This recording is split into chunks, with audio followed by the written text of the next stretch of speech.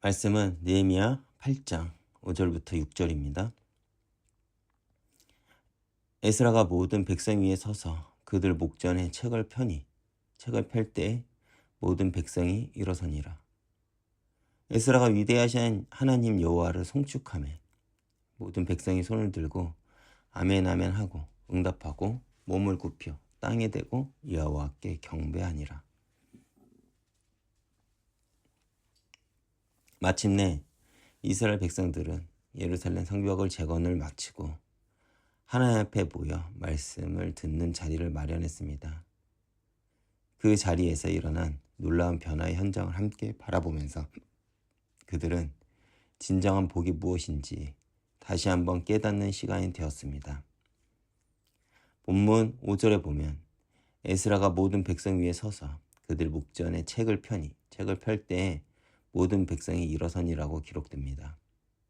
이 장면에서 우리는 백성들이 자발적으로 모여 하나님의 말씀을 듣기 원했음을 봅니다. 그들은 율법책을 가져와 읽어달라고 요청을 했고 에스라가 책을 펼 때 모든 백성이 일어났습니다.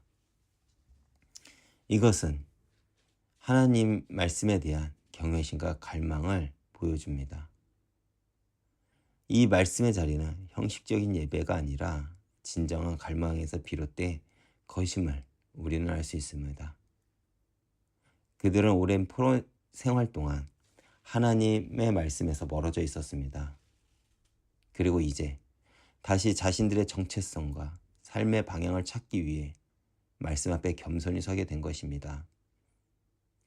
그렇다면 우리는 오늘날 어떻습니까?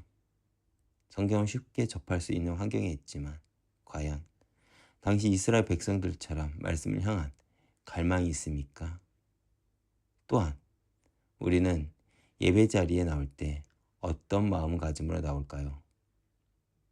진정한 예배는 단지 습관적으로 참석하는 것이 아니라 진정으로 하나님의 음성을 듣고자 하는 갈망이 있어야 합니다.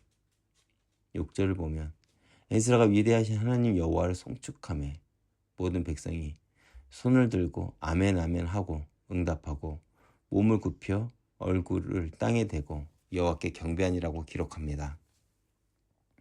여기서 주목할 것은 백성들의 반응입니다.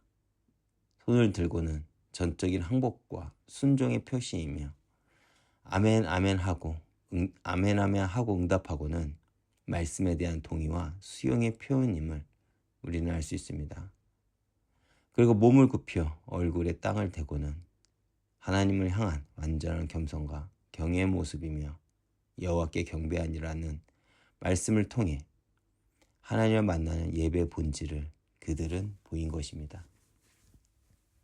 이런 반응은 단순한 형식이 아니라 말씀을 통해 하나님을 만난 사람들의 자연스러운 태도입니다.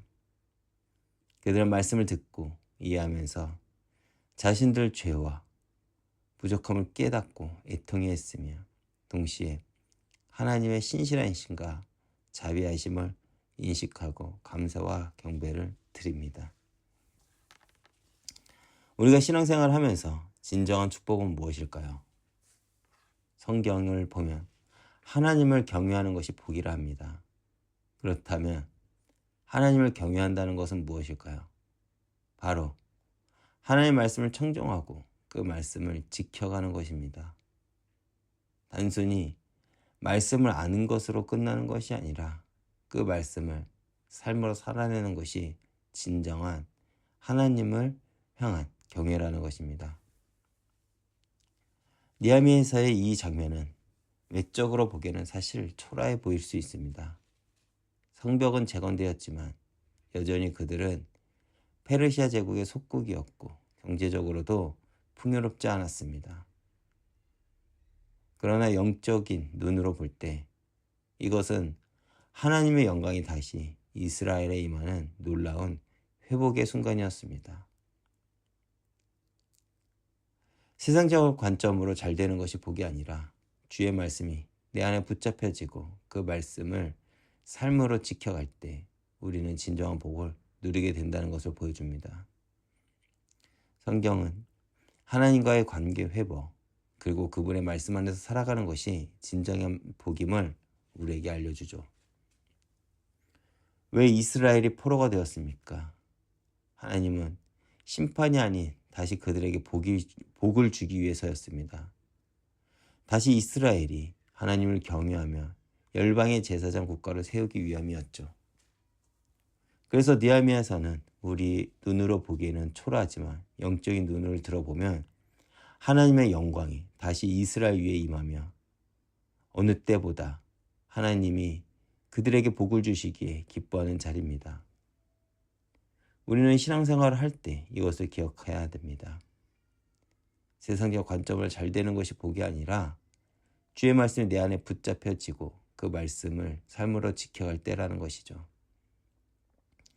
느헤미야서 8장 후반부를 보면 백성들의 말씀을 듣고 울고 회개했을 때 지도자들은 이 날은 여호와의 성일이니 근심하지 말라. 여호와로 인한 기쁨이 너의 힘이니라고 말했습니다. 이것은 말씀을 통한 회개가 슬픔으로 끝나는 것이 아니라 하나님의 용서와 회복의 기쁨으로 이어짐을 보여줍니다. 그들은 말씀을 통해 초막절을 지키게 되었고 여호수아 시대 이후 가장 성대하게 이 절기를 지켰다고 기록합니다. 형식적인 종교의식이 아니라 말씀에 근거한 진정한 예배와 축제가 이루어진 것입니다. 오늘 우리는 느헤미야 말씀을 통해 진정한 복이 무엇인지 다시 한번 확인하게 됩니다. 세상이 말하는 성공과 번영이 아니라 하나님의 말씀을 사모하고 경외하며 그 말씀대로 살아가는 것이 진정한 복입니다. 우리가 살아가는 이 시대에는 많은 면에서 느헤미야 시대와 비슷합니다. 우리도 영적으로 황폐한 환경 가운데 살고 있으며 참된 회복과 부흥이 필요합니다.